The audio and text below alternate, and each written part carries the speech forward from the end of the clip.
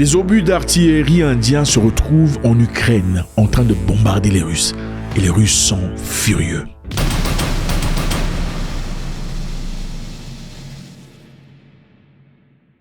Salut à tous, j'espère que ça va. C'est toujours avec beaucoup de plaisir que je vous reçois. Merci infiniment d'être là. Je voulais simplement vous informer que nous avons créé une nouvelle chaîne en redondance à celle-ci parce qu'évidemment, vous savez, on partage beaucoup d'histoires ici et que ceux-là n'aiment pas tout à fait. Et c'est une chaîne qui est très en danger actuellement. Je vous encourage d'aller vous abonner à notre chaîne qu'on a créée dans l'objectif de vous garder pendant que nous travaillons sur autre chose, dans l'objectif de vous garder si jamais quelque chose de négatif arrivait ici. La chaîne s'appelle Moïka-Sens TV. Cliquez sur le bouton qu'on établira en bas ou bien regardez sur les descriptions. Il y aura certainement un lien. Sinon, allez chercher Moïka-Sens _TV. Ok? Merci.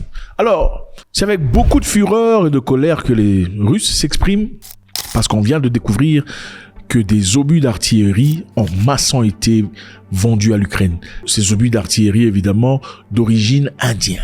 Et bien sûr, pour ceux qui comprennent, l'Inde et la Russie sont censés être des potes, des amis.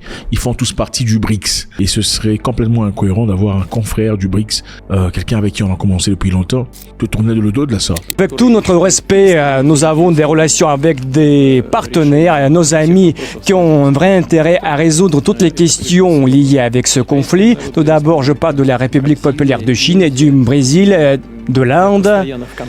Je reste toujours en contact avec nos collègues sur ce dossier et j'ai aucun doute que les dirigeants de ces pays avec qui nous avons des relations de confiance aspirent sincèrement pour débattre tous les détails de ce processus qui a commencé par le coup d'État en Ukraine en 2014 et je tiens à rappeler parce que ça a été le point de départ de ce processus parce que tout le temps on nous dit et nous parle des droits de l'homme. C'est comme si un frère donnait un couteau ou un poignard à un ennemi, disant voilà, on veut se comprendre comment ça se fait que ce monsieur ait ce poignard bien spécifique à toi. Comment ça s'explique, sachant que nous sommes en guerre. Comment ça s'explique que les poignards que toi tu forges, que toi tu fabriques se retrouvent entre ses mains? C'est très dangereux. Alors, ces obus d'artillerie sont venus depuis l'Europe. Alors la question se pose, est-ce que l'Inde a envoyé directement ces obus d'artillerie à l'Ukraine, ou bien ces obus d'artillerie sont venus d'ailleurs? Évidemment, les obus sont venus d'Europe. Ils ont été vendus par des fabricants d'armes indiens et ont été détournés par des clients européens vers l'Ukraine. Et malgré ça, New Delhi n'est pas intervenu pour arrêter ce commerce malgré les protestations de Moscou. Les amis, c'est pas la première fois. Ça, c'est la seconde fois que Moscou se plaint à l'égard de l'Inde par rapport aux artilleries, aux obus indiens qui se retrouvent entre les mains des Ukrainiens.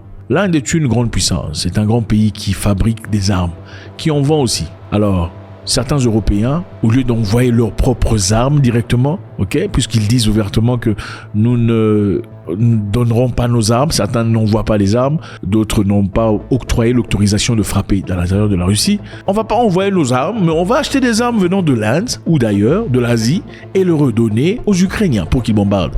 C'est à peu près la même chose, non? C'est à peu près la même chose. Je ne donne pas mes armes à moi, mais je vais acheter des armes ailleurs pour que l'on te bombarde. Ça me protège parce que mon stockpile reste intact, c'est-à-dire ma réserve, mes armes, mes obus, mes missiles restent intacts, je ne touche pas. 2, je me sers d'un exportateur externe pour te frapper sans nécessairement que tu comprennes qui a envoyé les armes. Alors les investigations ont été faites, on a découvert comment ça fonctionne. Les clients européens transfèrent des munitions indiennes vers l'Ukraine, selon les responsables. Le ministre indien des Affaires étrangères déclare que le rapport qui a été présenté contre l'Inde est trompeur et inexact. Kiev souffre d'une grave pénurie d'obus, apparemment. New Delhi et Moscou entretiennent des relations chaleureuses, évidemment, fondées sur le BRICS, coopération en matière de défense et autre chose. Donc, les Indiens et les Russes ont une coopération en matière de défense. Donc, c'est complètement incohérent que l'Inde, évidemment, s'associe directement à l'ennemi direct de la Russie. Je connais votre position concernant le conflit en Ukraine et les préoccupations que vous soulevez régulièrement. Nous ferons tout ce qui est en notre pouvoir pour que tout cela se termine le plus vite possible. L'époque d'aujourd'hui n'est pas celle de la guerre. Nous en avons parlé à plusieurs reprises par téléphone. La démocratie, la diplomatie et le dialogue. Ce sont toutes ces choses-là qui impactent le monde.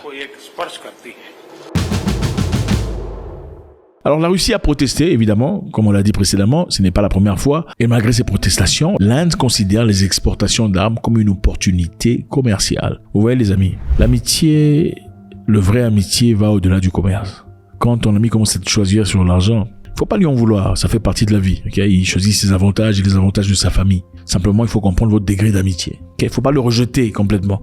Il faut seulement atténuer, il faut régler, ajuster le niveau d'amitié.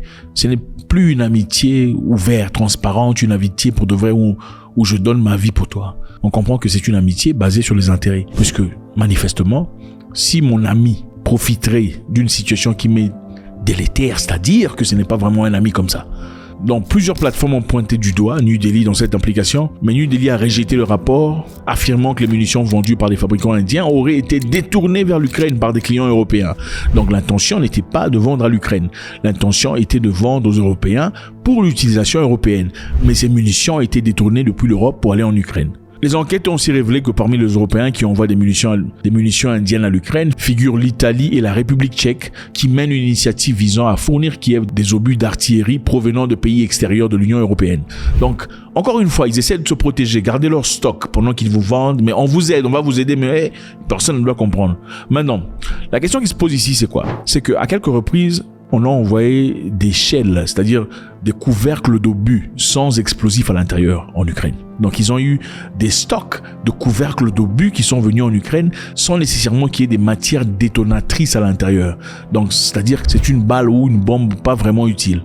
Alors qu'est-ce que cela veut dire? Cela voudrait aussi dire qu'il serait possible que les Européens n'achètent pas essentiellement les obus finis, c'est-à-dire l'artillerie finie venant de l'Inde, mais achetant plutôt séparément des composants d'obus venant d'une entreprise à une autre en Inde pour venir finalement le rassembler en Europe ou en Ukraine avant de les donner aux Ukrainiens. Cela expliquerait pourquoi, quelquefois, ils ont eu simplement une partie des obus, mais pas des obus complets. Vous comprenez? Alors, il serait aussi plus facile, manifestement, quand vous achetez auprès de l'Inde en disant que voilà, nous avons besoin de tel élément et tel élément, sans essentiellement dire que ces éléments c'est pour fabriquer une bombe.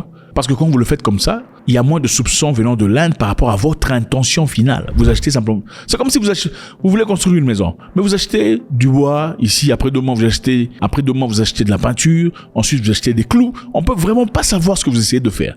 Mais en réalité, vous essayez de rassembler quelque chose pour former une histoire finie et dure à la fin. Maintenant, ce qui dérange en réalité, c'est que les Russes ont demandé aux Indiens d'arrêter. Et les Indiens, jusque-là, ont priorisé l'intérêt. Alors, on a dépêché très rapidement le ministre des Affaires étrangères, Sergei Lavrov, qui est parti rencontrer son homologue indien, S. Jaishankar, pour discuter sur ce sujet. Et Jaishankar a ouvertement nié l'application de l'Inde à la fourniture des munitions directes pour bombarder la Russie.